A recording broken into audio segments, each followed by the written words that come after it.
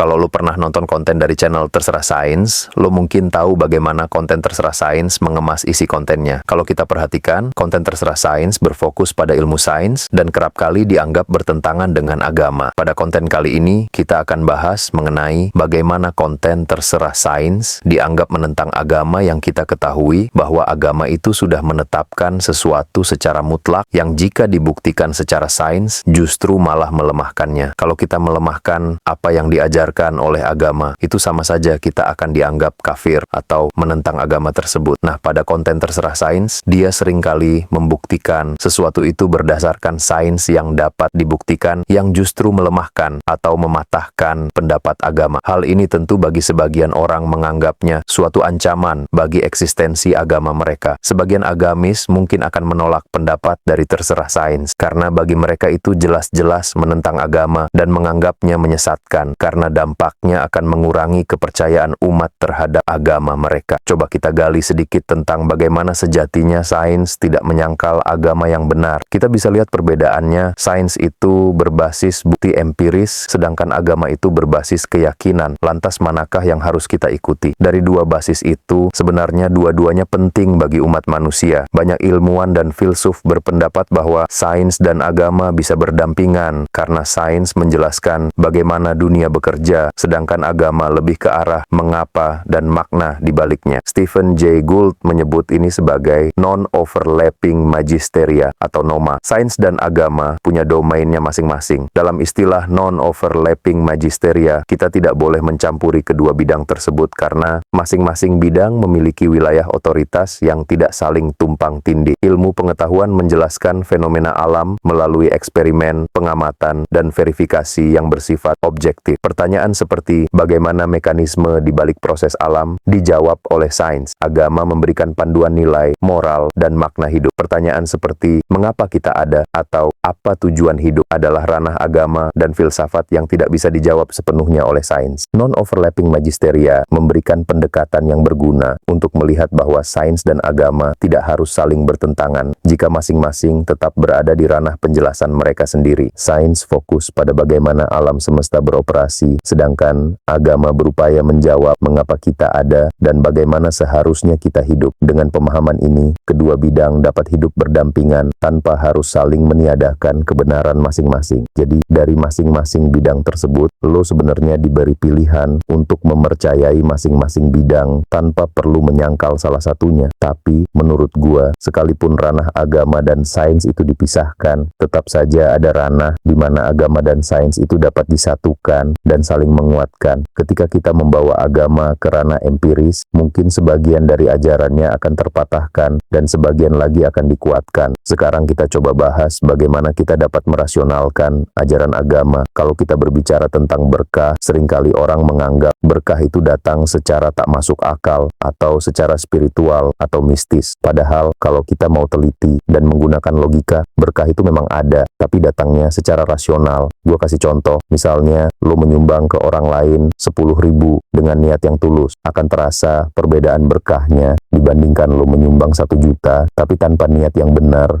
tulus. Seperti contoh pertama tadi, lo mungkin lebih merasakan berkah dari contoh pertama tadi. Salah satunya adalah melalui berkah perasaan yang enak ketika menyumbang, atau disebut juga dengan istilah helper's high. Helper's high adalah fenomena psikologis di mana seseorang merasa bahagia, puas, dan bahkan euforia setelah melakukan tindakan kebaikan atau membantu orang lain. Saat kita membantu orang lain, tubuh melepaskan endorfin, zat kimia alami yang bekerja seperti opiat yang membantu mengurangi rasa sakit dan menciptakan perasaan euforia. Selain itu, hormon seperti oksitosin juga dilepaskan yang berperan penting dalam membangun kepercayaan dan ikatan sosial. Penelitian menunjukkan bahwa aktivitas di area otak yang berkaitan dengan penghargaan seperti nucleus accumbens meningkat ketika seseorang melakukan tindakan kebaikan. Helper's high juga berdampak pada implikasi sosial dan kesehatan mental. Helper's high dapat menurunkan tingkat stres, meningkatkan mood, dan bahkan membantu mengatasi depresi. Kebaikan yang dilakukan terhadap orang lain